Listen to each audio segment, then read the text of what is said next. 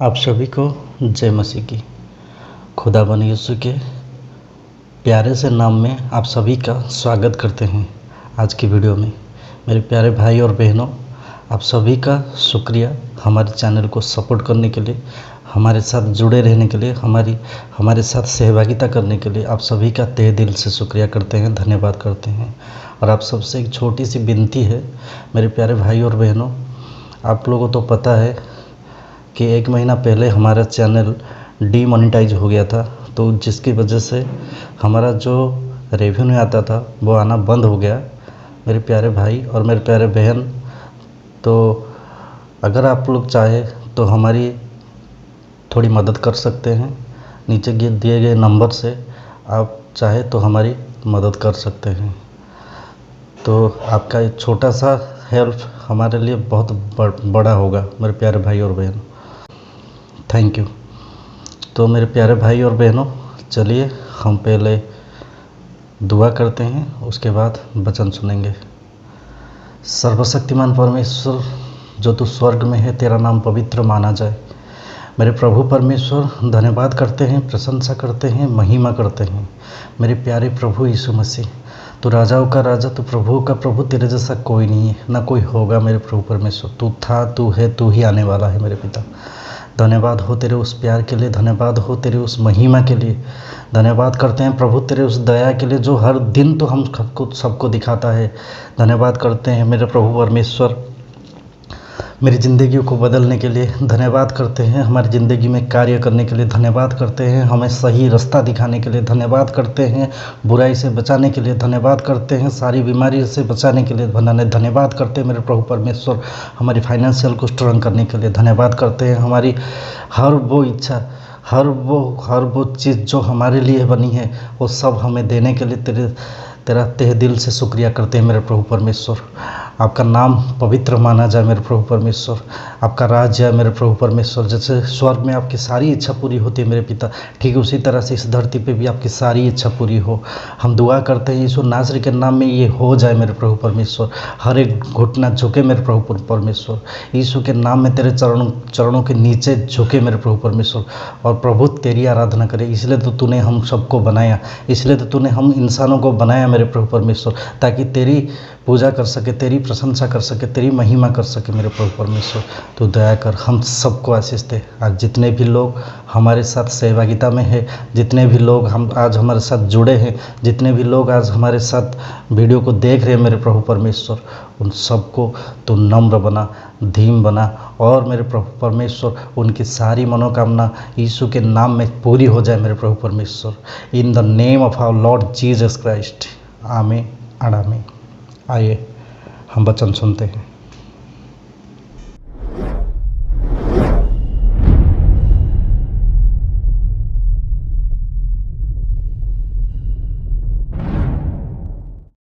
आज आप जो कुछ भी सुने, घर जाएं, हल्का सा खाना खाएं, खुदा के साथ बैठें और उससे ग्रेस मांगे, अन्यथा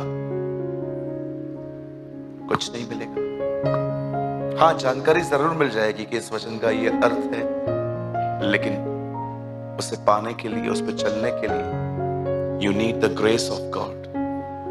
सिंपल लाइंस में कहना चाहता हूं, अगर आप नहीं जानते हैं अनुग्रह क्या है, तो अनुग्रह परमेश्वर की मदद है कि परमेश्वर आपकी सहायता करे, हेल्प करे आपकी। और याद रखना, यीशु ने ये नहीं कहा मैं तुम्हारे पास बस एक व्यक्ति को भेज दूंगा। उसने कहा मैं तुम्हारे लिए सहायक भेजूंगा। वो तुम्हें मदद करेगा, वो तुम्हें उठाएगा, वो तुम्हें चलाएगा, वो तुम्हारी निर्बलता में तुम्हारी ताकत बनेगा। आमीन। चलिए हम शुरू करें। चलिए मेरे साथ खोलिए आज लूका रचित सुसमाचार, उसका पहला अध्याय। थैंक यू जीसस, धन्यवाद हमारे यीशु जी, थैंक यू लॉर्ड। भैया पहला अध्याय उसका 17वां वचन। आइए सब यहां देखिए, जिनके पास हार्ड कॉपी नहीं है, और कोशिश करिए जब भी आए चर्च में बाइबल साथ लाएं। जैसे फोन कैरी करते हैं वैसे बाइबल भी कैरी करें। ओके, आइए मैं आपके लिए पढ़ रहा हूं। बहुतों के लिए ये पहली बार इतना ध्यान से पढ़ा हुआ वचन होगा आज। वहां लिखा है ना, वह एलिया की आत्मा और सामर्थ में होकर आगे आगे चलेगा कि पिताओं का मन बाल बच्चों की ओर फेर दे और आज्ञा न मानने वालों को धर्मियों की समझ पे ले आए और प्रभु के लिए एक योग्य प्रजा तैयार करे। आमीन। आइए अपने हाथ को उठाइए, कहिए मेरे पीछे, प्रभु इस योग्य प्रजा में मुझे भी योग्य बना। आमीन। मैंने उस दिन ये वचन लेके प्रार्थना की। मैंने कहा प्रभु मुझे भी योग्य प्रजा में योग्य बना, कि मैं भी तेरी उस प्रजा में रहूं जिसको देखकर खुदा कह सके ये योग्य लोग। आमीन। चलिए मैं चाहता हूं आप सब सामने देखें। अगर आप नहीं जानते हैं ये वचन किसके लिए लिखा गया है, किसके लिए बोला गया है, तो आप उस आदमी का पहले नाम जान लो। यह वचन लिखा गया है यूहन्ना बपतिस्मा दाता के लिए। अगर आप नहीं जानते हैं यूहन्ना बपतिस्मा दाता कौन है, तो मैं आपको बताना चाहता हूं यूहन्ना बपतिस्मा दाता वो व्यक्ति है जो प्रभु के पहले भेजा गया था ताकि लोगों को बता सके जो मेरे बाद आने वाला है वो मसीह है। लेकिन ये बात सत्य है कि वो अपने लास्ट डेज में अपने फेथ में नीचे हुआ था, इसीलिए उसने लोगों से पूछा, जाओ पूछ के आओ, आने वाला ये है कि हम किसी और का वेट करें। आप जानते होंगे उसने अंत के दिनों में वो अपने विश्वास में कमजोर हुआ था। और याद रखिए ये हमारे लिए भी एक वार्निंग है। कलाम पाक कहता है जो विश्वास में स्थिर है वो ध्यान दे के कहीं गिर न पड़े। मैंने ऐसे बहुत सारे लोग देखे हैं जिन्होंने 6-8 महीना कुछ पाने के लिए यीशु को बहुत थामा है, लेकिन जब उन्होंने देखा कि कुछ नहीं बदलता, मैंने अपनी आंखों से देखा है वो लोग अपने पुराने रास्तों में लौट जाते। क्योंकि बहुत लोग हैं जो एक्चुअली सिर्फ परमेश्वर से उम्मीद करते हैं कि वो उनके लिए कुछ करे। सब यहां देखिए जो पीछे बैठे हैं, विशेष आप लोग सुनिए। एक स्वर्गदूत आता है जकरिया के पास और वो उसे कहता है कि तू एक बेटा पैदा करने वाला है। उन दिनों में वो बहुत बूढ़ा हो गया था इब्राहिम की तरह, और उसे कहा जाता है उस लड़के के अंदर कुछ विशेष बातें होंगी। आप जानते होंगे यहां पर एलिया का नाम है जो जिंदा उठाया गया है, और वो कहता है वो उसी अभिषेक में चलेगा। और जानते हो जब वो उस अभिषेक में चलेगा तो वो 2 सेवकाइयां करेगा। सबसे पहली बात वो कहता है जो लोग शादीशुदा हैं, जिनके बच्चे हैं और उन बच्चों का उन्हें कोई फिक्र भी नहीं है कि वो मसीह में है कि नहीं है। मैंने से बहुत सारे पेरेंट्स देखे हैं जिनको अपने बच्चों की कोई परवाह नहीं है। वो खुश हैं कि वो कमा रहा है, वो घर चला रहा है, वो अच्छी पोजीशन की तरफ दौड़ रहा है। क्या आप उसके उद्धार के विषय में कुछ सोचते हैं? ब्रदर वो मेरी बात नहीं सुनता, कोई बात नहीं। मुझे बताओ आपने लास्ट टाइम अपने बच्चों के लिए फास्टिंग कब की थी? दुआ कब की थी? वो माता पिता के मन को बच्चों की ओर फेर देगा। मैं आपसे पूछना चाहता हूं, आप खुश हैं? आपका बेटा, आपकी बेटी बपतिस्मा लेके कलीसिया में बैठी है, क्या वो खुदा के साथ चलती है? सोचो। आप जितने भी लोग शादीशुदा हैं यहां, जिनके बच्चे हैं, मैं आपसे पूछना चाहता हूं, क्या आपके बच्चे मसीह में हैं? हाँ भैया है, खुदा के साथ चलते हैं।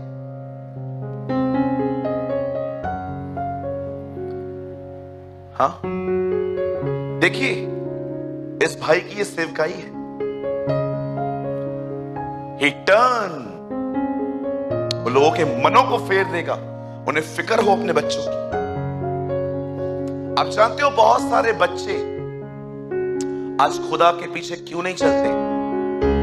उसका कारण है उन्होंने अपने माँ बाप को भी खुदा के पीछे चलते नहीं देखा है। उन्होंने कुछ नहीं देखा है अपने माता पिता में। वो जानते हैं ये कभी बहुत गुस्सेबाज तो कभी प्रेम करने वाला व्यक्ति है, इसमें कोई स्थिरता ही नहीं। ये प्रभु को क्या जानता है। और अगर ये ऐसा है तो मैं जाके क्या करूंगा। मुझे एक लड़के ने अपने पिताजी के लिए ऐसा कहा था, बोला ब्रदर जिस दिन मेरे बाप ने गुस्सा करना छोड़ा ना उस दिन मैं आपके चर्च में आऊंगा। आप सदैव याद रखिएगा इस चीज को। अब शालोम की हत्या हुई है बाइबल में क्योंकि उसने व्यभिचार किया था दाऊद की बेटी के साथ। आप जानते हो दाऊद के घर में व्यभिचार और हत्या लाने वाला कौन था? दाऊद खुद। दाऊद ने भी बतिशबा के साथ व्यभिचार किया और उरिया की हत्या करवाई। मैंने इब्राहिम को विश्वास योग्य इसलिए माना क्योंकि मैं जानता था इब्राहिम मरने से पहले अपने परिवार को यह आज्ञा देगा कि यहोवा के पीछे चलना। यह वचन इब्राहिम के लिए लिखा है उत्पत्ति में। चलो मैं मानता हूं आपके बच्चे कई बार आपकी बात नहीं मानते हैं। मैंने भी प्रैक्टिकल देखा है कि कुछ बच्चे बहुत एरोगेंट होते हैं। वो कहते हैं नहीं आना है, उन्हें लगता है हमारी एज नहीं है ये सब करने की।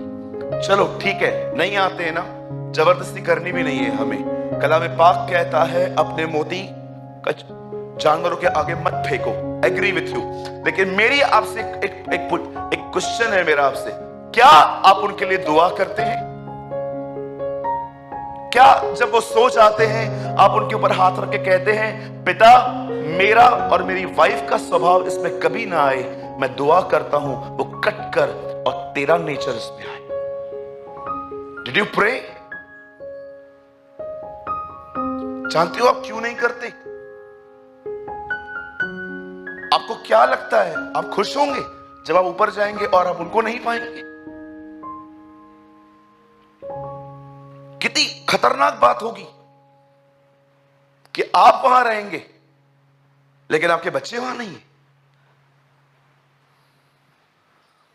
ओ ये चीजें मुझे सोने नहीं देती रात को, इसीलिए मैं दुआ करता रहता हूं, नहीं प्रभु मैं भी तेरी तरह पिता से कहूंगा जो तूने मुझे दिए हैं मैं उनमें से एक नहीं खोना चाहता। और जानते हो उसकी दूसरी सेवकाई क्या है? बोलो आज्ञा न मानने वाले। हाँ, डिसओबीडियंस लोग होते हैं ना जो वचन को सुनते हैं लेकिन चलते नहीं है उस पर। वो कहता है वो लोग जो परमेश्वर की आज्ञा को नहीं मानते हैं वो उन्हें धर्मियों की समझ पे ले आएगा। ये उसकी दूसरी सेवकाई होगी और वो अपनी सेवकाई में खरा भी उतरा था। आप देख सकते हैं उसे इजराइल से पश्चाताप करवाया। लोग उसे आके कहते थे हम क्या करें, और उनको कहता था तुम सैनिकों हाँ अपनी तनख्वाह पे संतुष्ट रहो। हम क्या करें, कितने कुर्ते हैं तुम्हारे पास? बोलते हैं 2, एक किसी और को दे दो। उसे बकायदा उनसे पश्चाताप भी करवाया। अरे एक ऐसा अभिषेक था उसके ऊपर कि लोग आके उससे पूछते थे कहीं तू तो मसीह नहीं, और वो उनको डिनाई करता था नहीं मैं नहीं हूं। क्या तू एलिया है? नहीं हूं। क्या तू भविष्यवक्ता है? नहीं हूं। तो तू कौन है ताकि हम अपने बेचने वालों को उत्तर दे सके? उन्हें कहो मैं जंगल में पुकारने वाले की आवाज, प्रभु का मार्ग तैयार करो, उसकी सड़कें सीधी करो। आज मैं इस सेकंड मिनिस्ट्री के बारे में कुछ बात करना चाहता हूं। धर्मियों की समझ। बोलिए धर्मी। आप जानते हो धर्मी किसे कहते हैं? इंग्लिश में लिखा है अ राइचस पर्सन। मेरे भाइयों मेरी बहनों बड़े ध्यान से सुनना, पता नहीं ये वर्ड फिर कभी रिपीट होगा हमारे बीच में। बड़े ध्यान से सुनना, आज एक शब्द मिस मत करना। आप जानते हैं आज से बहुत साल पहले कलाम पाक कहता है यीशु यरदन नदी पे आया। आप सभी जानते हैं यरदन पे उसने पानी का बपतिस्मा लिया, और बपतिस्मा लेने के बाद लिखा है जैसे वो ऊंचा उठा, मतलब वो अंदर गया था, और जैसे वो उठा लिखा है कबूतर के समान, मतलब एक कबूतर के समान पवित्र आत्मा आया और ऊपर से आवाज आई उसके लिए, ये मेरा प्रिय पुत्र है जिससे मैं बहुत खुश हूं, प्रसन्न हूं। और वहां से इस सर्टिफिकेट को पाने के लिए, कई लोग कहते हैं ना मिनिस्ट्री करने से पहले बाइबल कॉलेज का सर्टिफिकेट चाहिए, ये वो कितनों को ये सर्टिफिकेट है कि खुदा तुम्हें कहे मैं खुश हूं तुझसे? है ये वाला सर्टिफिकेट है? यीशु को ये शब्द क्रूस पे नहीं कहे गए थे जब वो मर रहा था, ओ तू कितना सह रहा है, तू मेरा प्रिय पुत्र है। उसे ये शब्द तब कहे गए जब उसने अपनी सेवकाई भी शुरू नहीं की थी। क्या किया होगा उसने ऐसा कि खुदा उससे खुश था?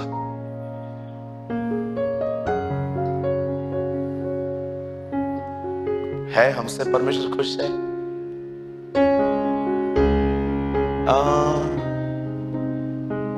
पता नहीं। जानते हो जिस व्यक्ति से खुदा खुश है उसे पता कैसे चलेगा कि वो मुझसे खुश है? बाइबल में आंसर है इसका। जानना चाहते हैं? आप घर जाएंगे ना आज, उस वाक्य को पढ़ो आज कि जब यीशु का जन्म हुआ तब स्वर्गदूत वहां पर टोली बना के स्तुति कर रहे थे। उस स्तुति पढ़ो जाके, उसमें अंतर है। पृथ्वी पर जिनसे वो खुश है उनमें शांति आए। आप जानते हो जब परमेश्वर आपसे प्रसन्न होता है तो आपको कैसे पता चलता है कि वो खुश है? वो आपको कंटिन्यू पीस में रखेगा। यस, वो आपको शांति में रखेगा। पृथ्वी पर जिनसे वो प्रसन्न है उनमें शांति हो, स्वर्गदूत गाते वहां पर। बाइबल ही एक्चुअली बाइबल को एक्सप्लेन करती है, वचन ही वचन को खोलता है। अगर आपके अंदर शांति नहीं है ना, अगर आपके अंदर पीस नहीं है, मैं आपको बोलना चाहता हूं, बैठो घर में आराम से, आधा दिन निकालो और बैठो और जांचो तुम किस तरफ जा रहे हो। क्यों खुदा तुम्हें पीस नहीं देता? क्योंकि बाइबल में लिखा है दुष्टों के लिए शांति नहीं है। क्यों खुदा तुम्हें खुश, क्यों परमेश्वर आपको पीस नहीं दे रहा? जबकि मुर्दों में से जिंदा होने के बाद उसने पहला शब्द भले ही मरियम कहा, लेकिन चेलों को उसने पहला शब्द कहा, तुम्हें शांति मिले, शालोम, पीस बी विथ यू। जैसे वो नींद से उठा उसने क्या कहा? शांत हो जा। तूफान को उससे शांत करने के लिए कहा। आज बहुतों के अंदर पीस नहीं है, आपको पता है। They don't have peace। सारा दिन मन भटक रहा है, सारा दिन कभी किधर, कभी चर्च गेट, कभी वसई, कभी विरार, कभी डोंबिवली, कभी किधर, सारा दिन घूमते रहेंगे। एक मतलब अगर आप उनको चर्च में भी बिठा दो ना, चर्च में भी ऐसे बैठे रहेंगे। अल्लाह, बैठे रहेंगे ऐसे। मैंने मीटिंग चालू की, बच्चा आया, चांगलो है, वचन सुन।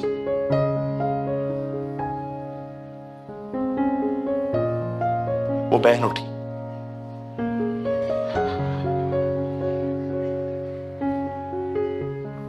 इसका ड्रेस मैच नहीं कर रहा। अरे तू क्यों आई है यहां पर? वचन तो सुन।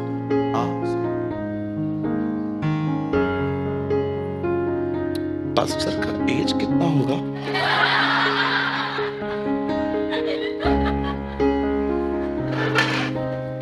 ये हालत है लोगों की आज। विश्वास करो, ये हालत है लोगों की आज। हंसो भले, कोई प्रॉब्लम नहीं है, लेकिन ये हालतें हैं लोगों की आज। एक घंटा मन नहीं बैठ सकता उनका।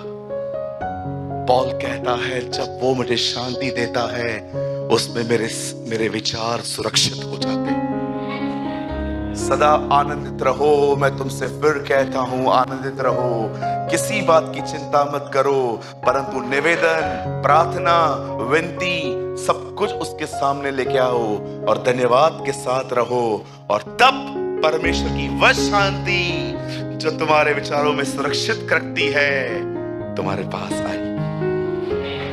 जानते हो जब परमेश्वर शांति देता है तो क्या होता है? मन स्थिर हो जाता है। वो क्यों नहीं देता तुम्हें शांति? तब परमेश्वर की शांति जो सारी समझ से बिल्कुल परे है तुम्हारे हृदय और तुम्हारे विचारों को मसीह में सुरक्षित रखेगी। पौल कहता है मन भटकना तब बंद होगा जब खुदा की तरफ से शांति मिलेगी। इसीलिए हर किताब की शुरुआत हुई उसका अनुग्रह, उसकी दया और उसकी शांति तुम्हें मिलती रहे, क्योंकि पौल जानता था जो शांत नहीं है वो खुदा को सुन भी नहीं सकता।